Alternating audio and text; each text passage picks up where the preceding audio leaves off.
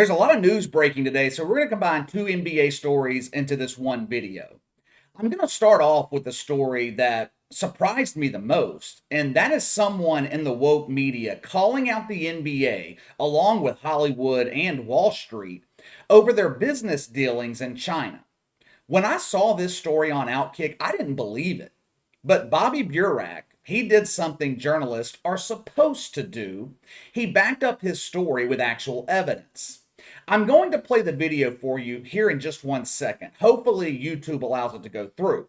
We all know CNN is bullshit. CNN is bullshit. When Ted Turner owned CNN, it was a respected news network. It was the first 24-hour news network in the country.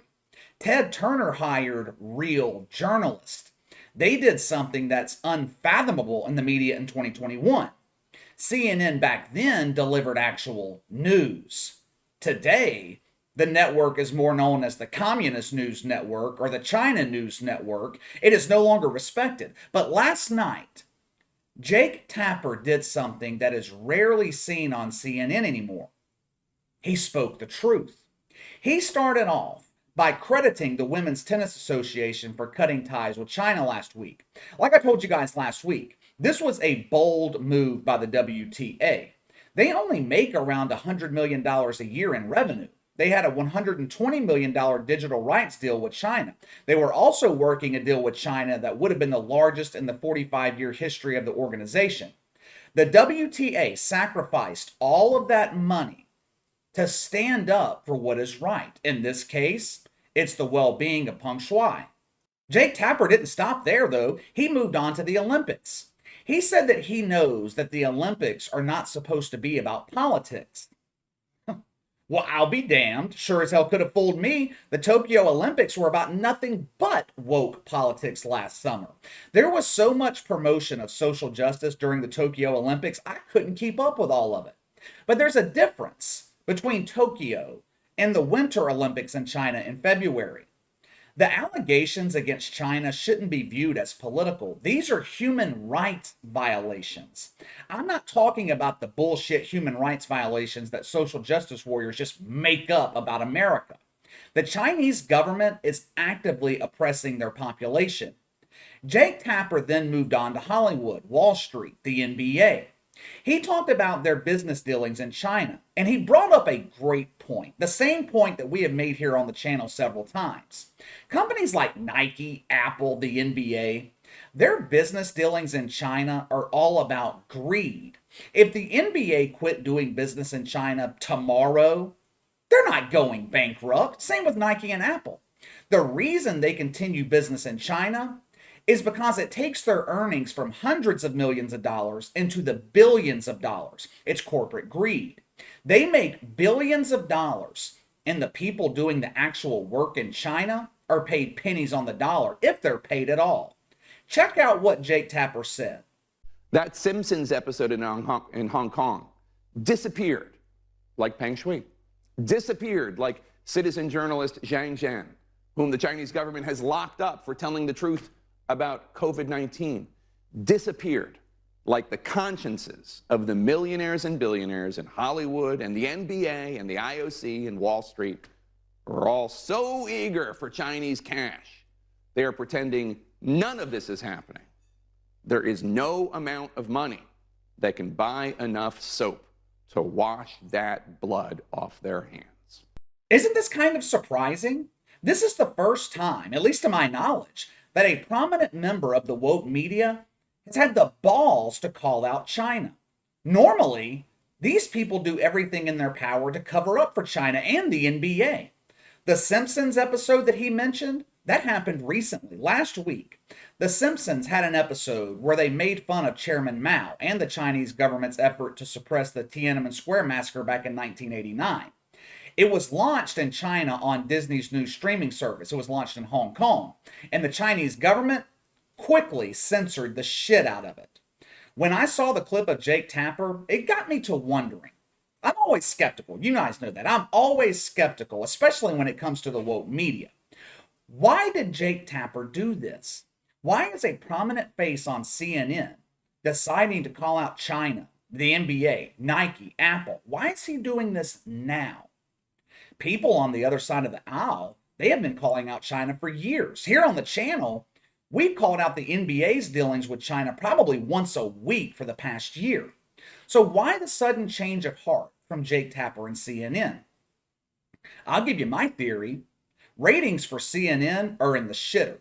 No one misses Donald Trump more than CNN. When Trump was in office, they had plenty of content to fill a 24-hour news cycle.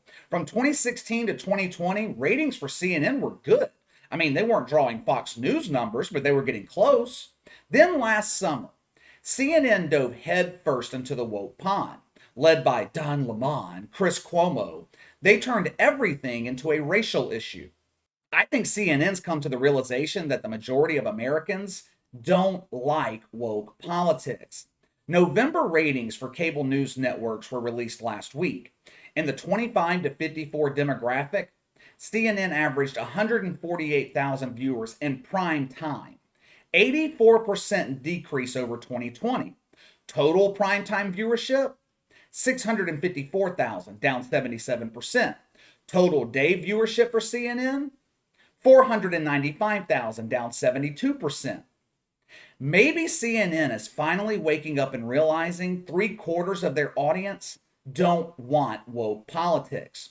When you lose 75% of your audience in 12 months, it tends to wake people up.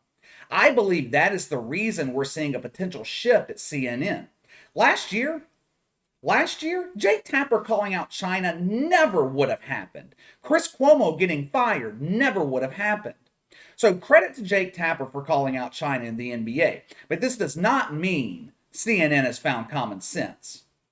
All right, let's get to someone else who lacks common sense. I'm talking about Michelle Beadle. Last month, Michelle Beadle made her big return to the sports world and launched her new podcast that no one gives a shit about. On the first episode, Paul Pierce was her guest, and she brought up an interesting story about LeBron James wanting her fired at ESPN. Her theory was that LeBron James was so upset that Michelle Beadle mocked the decision that he contacted executives at ESPN and wanted Michelle Beadle fired. Over the weekend, she expounded on her claim. Michelle Beadle was on the House of Strauss podcast hosted by Ethan Strauss. I've never heard of him before. Maybe some of you guys have. But on this podcast, Michelle Beadle claimed LeBron James tried having her removed from NBA coverage and replaced with either Rachel Nichols or Maria Taylor. Now, she didn't mention Rachel Nichols by name, but I think that's who she was talking about. Now, this accusation, there might be some truth to this. Originally, I didn't believe Michelle Beadle's claim that LeBron James tried to get her fired, but I could have been wrong. She might have been telling the truth. I could see him wanting Rachel Nichols covering him instead of Michelle Beadle. LeBron James has always had a close relationship with Rachel Nichols, at least professionally. Anytime he was interviewed by ESPN, it was Rachel Nichols. She never criticized LeBron James. When LeBron started driving the woke train, Rachel Nichols was riding shotgun, pulling the horn. Now, I'm not a fan of Michelle Beadle. She's one of the women ESPN hired based on looks alone. She knows next to nothing about sports. She admitted she doesn't watch football, probably doesn't watch the NBA either. Rachel Nichols was much better in the role covering the NBA. Now, we'll never know the truth to this story. I highly doubt LeBron James comments on Michelle Beadle's allegations. And I'll be honest with you, I don't know what to believe here. On one hand, I cannot imagine someone like LeBron James giving enough of a shit about what Michelle Beadle says about him to call up ESPN and ask her to be fired. On the other hand, it's possible LeBron worries enough about his public image that he did want her removed from covering the NBA and replaced by Rachel Nichols.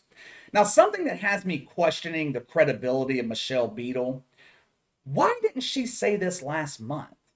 Last month, she claimed LeBron wanted her fired. Now, she's claiming he wanted her removed from covering the NBA. So, which is it? Which one is the truth? You guys tell me what you think. I really don't know. Do you believe Michelle Beadle? Also, give me your thoughts on Jake Tapper calling out the NBA, Hollywood, Wall Street for dealing with China. Sound off in the comments below. Make sure to like and subscribe, click the notification bell to receive all notifications from the channel. Best way to contact me is by email at btlkc84@gmail.com, KC_BTL84 on Twitter. I'll see you guys tomorrow.